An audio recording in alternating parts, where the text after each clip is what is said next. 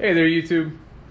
So for today, we got a little project. We've definitely already worked on it, you know, once or twice or 25 times, something like that. But we're gonna work on the old black rust bucket. So we're going to pull the carb off once again and go through it. This time I'll show you guys how to go through it. I think the carburetor picks something up from the gas tank. Gas tank is a fuel cell that's in the bed, so that's, you know, really healthy and reliable. But so we're gonna clean it up one more time, hopefully be all good after that. And yeah, that's about it. Let's just dive on in.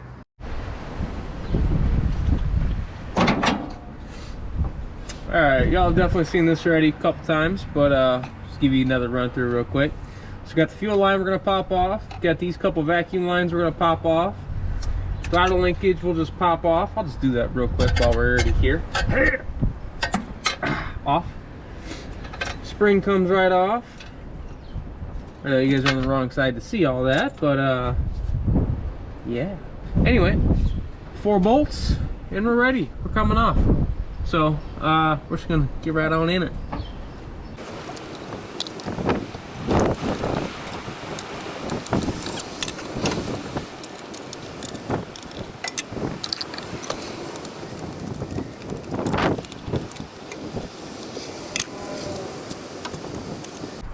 Nice and easy. All right, so these old Brocks are pretty simple. I'm pretty sure I've already told you guys a few times that I, really prefer these over like a Holley for like a street carburetor. If it's just gonna be a street vehicle, you're just gonna fire it up, run down the road, I really prefer Edelbrocks. Holleys are great for high performance applications, run down the drag strip, stuff like that. But at the end of the day, my favorite go-to carb for just something I want to beat around town is always an Edelbrock. They're very simple. If you have an issue on the side of the road, you can usually fix it with some, duct tape and bubble gum, maybe a piece of shoestring, something like that, whatever. But yeah, and dive on in. So we have these bolts that undo the top, which we're going to take off. But we also have these linkage levers. So the linkage levers have these little clips on them. It's probably gonna be really hard for you guys to see. There you go. There is 3 linkage levers. One is for the accelerator pump, which is what I'm taking off right now. It only has a clip on top. The bottom just slides in the little lever doohickey doodad thingamajigger down there. This one is for the choke. It's for the idle up for the choke. So when the choke is engaged, there's a little cam on this side of the carburetor that idles up the throttle just a little bit. This one actually has a little tabby on it. You gotta rotate around to the right position.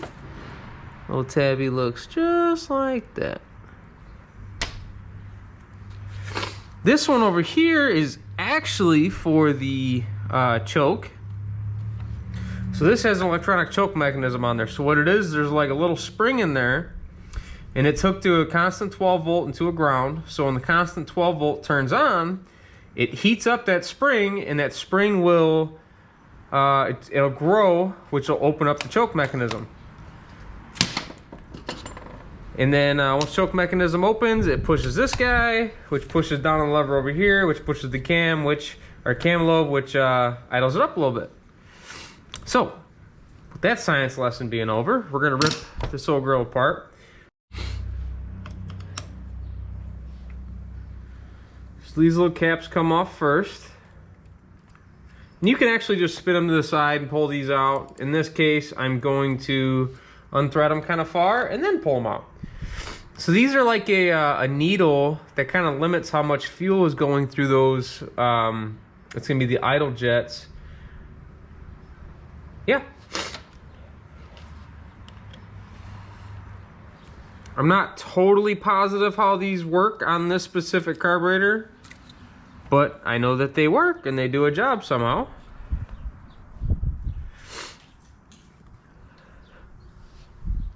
So these are a T15.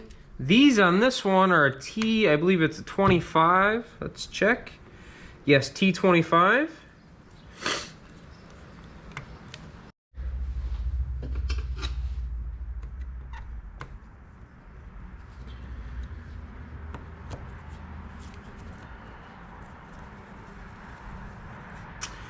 You know, it's times like these when I'm in the garage on a beautiful Sunday. By beautiful, I mean it's like 60, no, it's not 60. It's like 50 degrees out. And I could totally be out riding my motorcycle. But anyway, it's days like today where I'm like, what do normal people do on a Sunday? You know, like, does somebody else have a hobby that doesn't take up all of their time? What do normal people do?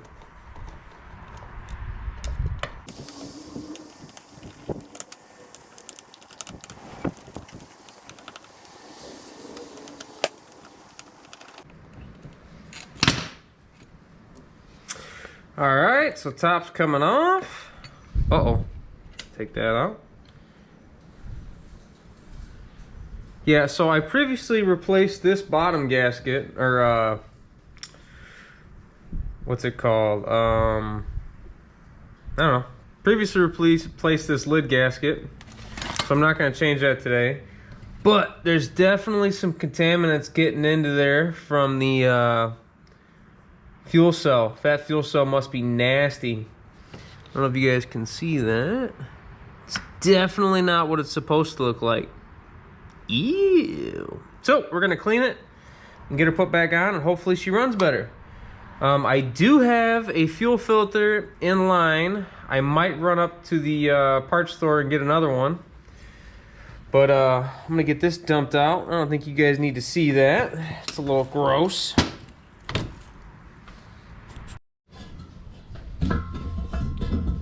Yeah, that's exactly what the problem was. Something from the fuel cell got put in here and got this thing all grossed out. So I'm just gonna go ahead and clean it out. You should definitely use safety glasses. I'm not going to because I'm a rebel without a cause.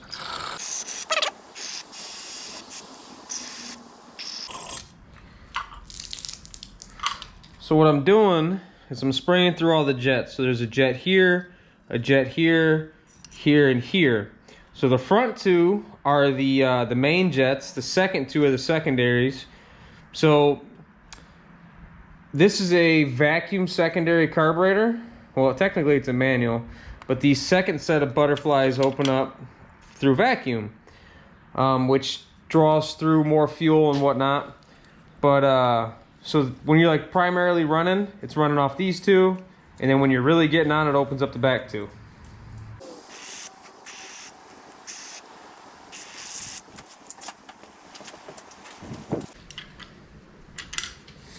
So you can, if you wanted to, pull out all these jets and really go through it. I find that most of the time you don't have to. As long as you get all the stuff out of these bowls and spray through like I did, you're usually okay. Very rarely do you have to totally disassemble this. I mean, it's been a handful of times I had to take all these guys off and this off. The little squirter. Oh, by the way, this is your accelerator pump. So there's a little spring that sits in here with a rubber gasket or flange on top. When you hit the gas, it pushes the accelerator pump down, which pushes fuel out of these squirters. There is a little entry point right here, which is good to spray through. I will here in a little bit.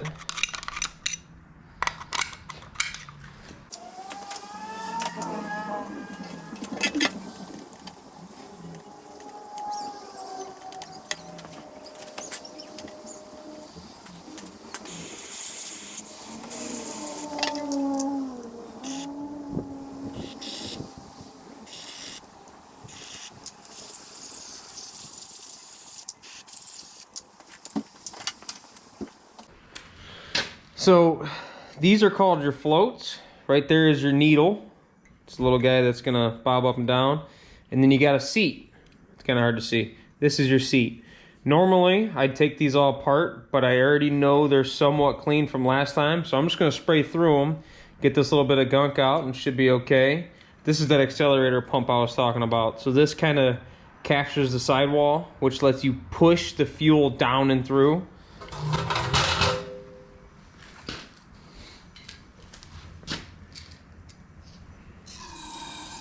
So I'm just spraying right now into the fuel inlet.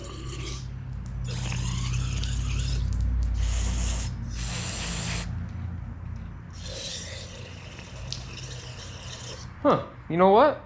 Maybe we are gonna take them off real quick. So, this might be kind of hard for you guys to see, but there's these little sliders. Pop that off. So this just slides right out. Then the bowl comes off. Then the needle comes out.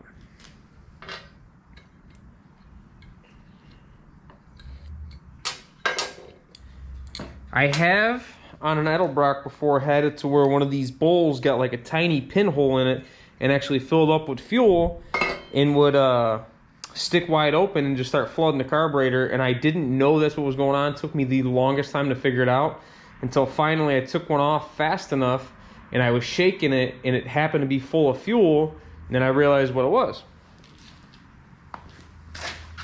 And actually, that story is about a brand new carburetor that I could never figure out until like months later when I finally got that to happen.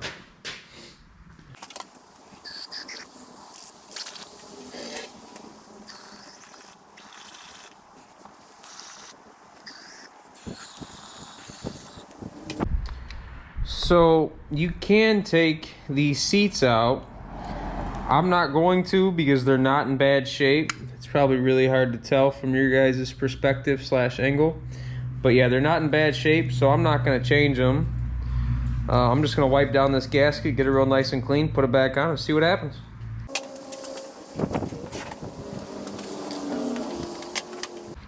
So I'm going to get all this gunk off of here. See how gross that is? The fuel cell, I'm assuming, has some of this stuff built up on the sidewalls of it. But I'm hoping it's cleaned out better by now, because I did drain it at one point, kind of flushed it a little bit, but apparently still some stuff got in here somewhere.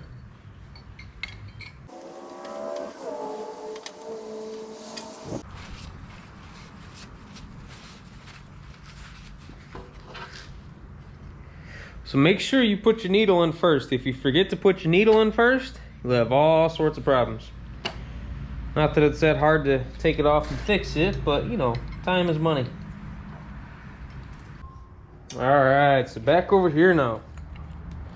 So one thing that I always do, right before I put a carburetor on, I give it one of these. And it makes sure that the needles drop back down. You know, if you had it flipped upside down or for some reason they stuck, give it one of these, they definitely fall, good to go. So this little spring drops down right here. Accelerator pump falls on top of it. And now we're good to go for round 2.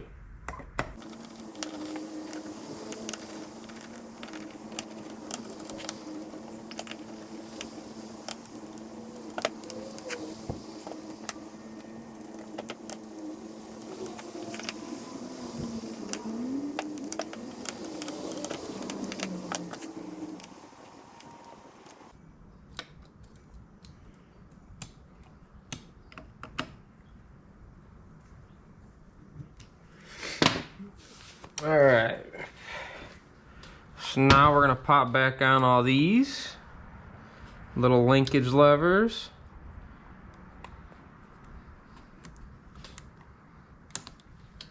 Slides back through there. Be careful, do not lose these little clips. When you buy an Edelbrock carburetor rebuild kit, they do come inside of there. So you can get them, but just sucks to buy a whole kit when all you need is one gasket, usually. Just for some clips, you know? Anyway.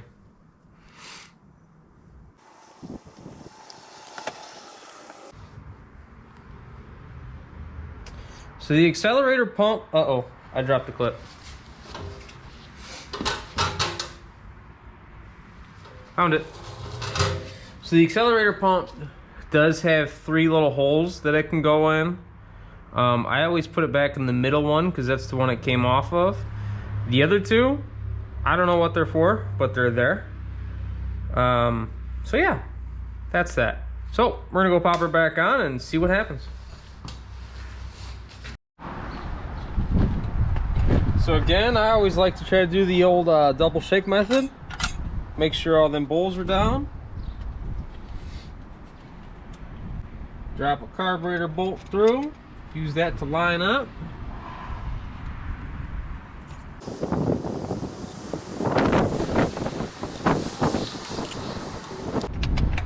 Carburetor bolts I always tighten in a star pattern as well, because you're coming down on a gasket and you really don't want that gasket to leak.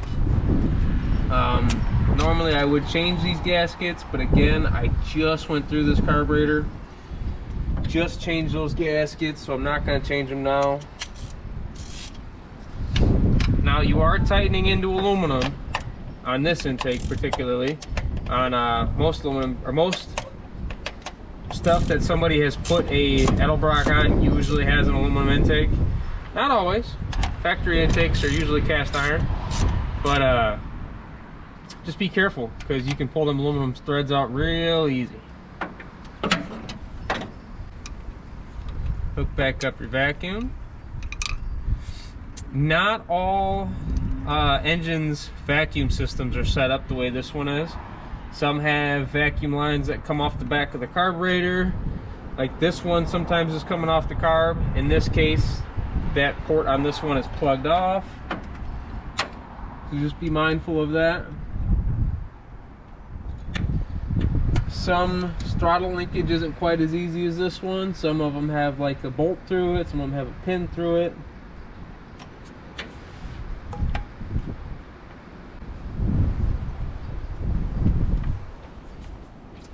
This one should actually have one more vacuum line that runs to the distributor, but it's not hooked up currently. That's more for, it's a vacuum advance, so the more, the higher the idles run, or higher the IPMs are, it advances the distributor a little bit. For what I'm trying to do with this car at this point, I don't need it. At some point I'm sure I'll put it on there, but right now I'm not.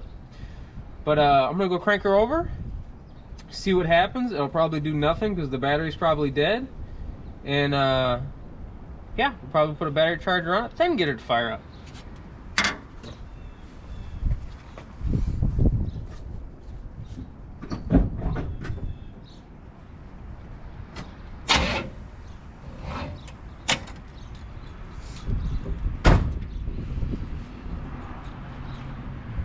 Called it.